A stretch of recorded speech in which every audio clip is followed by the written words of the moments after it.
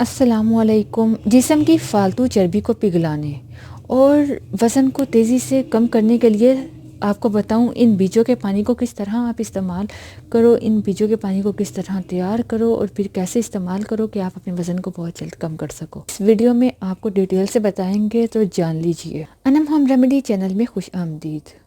मोहतरम ख़वातीनो हज़रात, सौंफ के पानी को इस्तेमाल करने के बहुत फ़ायदे हैं, लेकिन आपको बताऊं इसे सबसे ज़्यादा वज़न को कम करने के लिए इस्तेमाल किया जाता है, क्योंकि ये इतना ज़बरदस्त है कि इसके इस्तेमाल से एक हफ्ते में आप 2 किलो वज़न कम कर सकते हैं। मैं आपको बताती चलूँ कि वो कैसे, लेकिन इससे पहले आप लोगों से रिक्वेस्ट करते हैं, अगर आप हमारे चैनल को पहली बार देख रहे हैं, सुन रहे हैं, अगर आप हमारे चैनल पर नए हैं तो आप अनम होम रेमेडी को अभी सब्सक्राइब कर लीजिए और साथ दिए गए बेल आइकन को दबा दीजिए। इससे आपको हर वीडियो हमारी पहले मिलती रहेगी। अगर आपको वीडियो पसंद आए तो लाइक भी ज़रूर कीजिएगा। सबसे पहले मैं आपको बताऊं कि सौंफ के पानी को किस तरह से आपने तैयार करना है और फिर मैं आपको बताऊंगी कि इसके मज़ीद फ़ायदे क्या हैं। सबसे पहले आप 1 कप पानी ले लें, उसको अच्छी तरह से उबाल लो।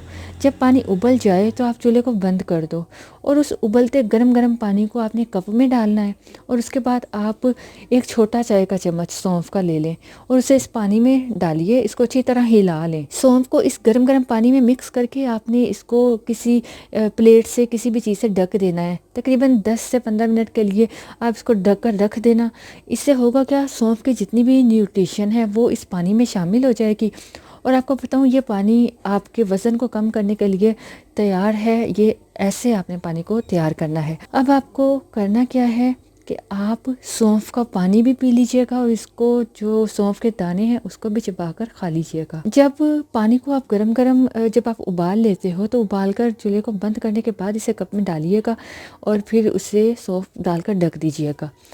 आपने इसको पकाना नहीं है, चूल्हे पर पानी में सौंफ को डायरेक्ट नहीं पकाना। अब आपको एक बात बताऊं कि जैसे ही आप पानी को बॉयल करोगे तो उसे 1 मिनट के लिए रहने दीजिएगा, ताकि जो उसकी एकदम गरम बॉयल होने के बाद भाप सी होती है वो निकल जाए। उसके बाद आपने इसको ढककर, सौंफ डाल के ढककर रखना है। और दूसरी बात कि आपने जैसे बताया कि आपने उबलते पानी में डायरेक्ट नहीं, इसको उबालना नहीं है, इसको पकाना नहीं है, बल्कि पानी को कप में निकालने के बाद उसमें आपने डालकर ढकना है। ये 2 चीज़ों का ख्याल रखिएगा। सौंफ में एंटीऑक्सीडेंट तो मौजूद होते हैं, इसके अलावा ऐसे कंपाउंड होते हैं जो आपके जिस्म में जो एक्स्ट्रा फैट, फालतू चर्बी होती है उसको तेज़ी से मेल्ट करता है, पिघला देता है।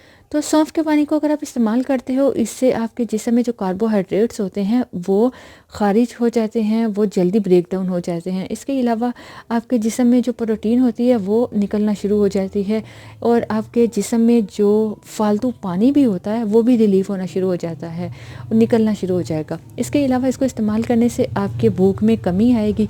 आपको जब बार बार भूख लगती है उसका ख़ात्मा हो जाएगा, जिसकी वजह से आपके फ़ैट बढ़ना शुरू हो जाता है।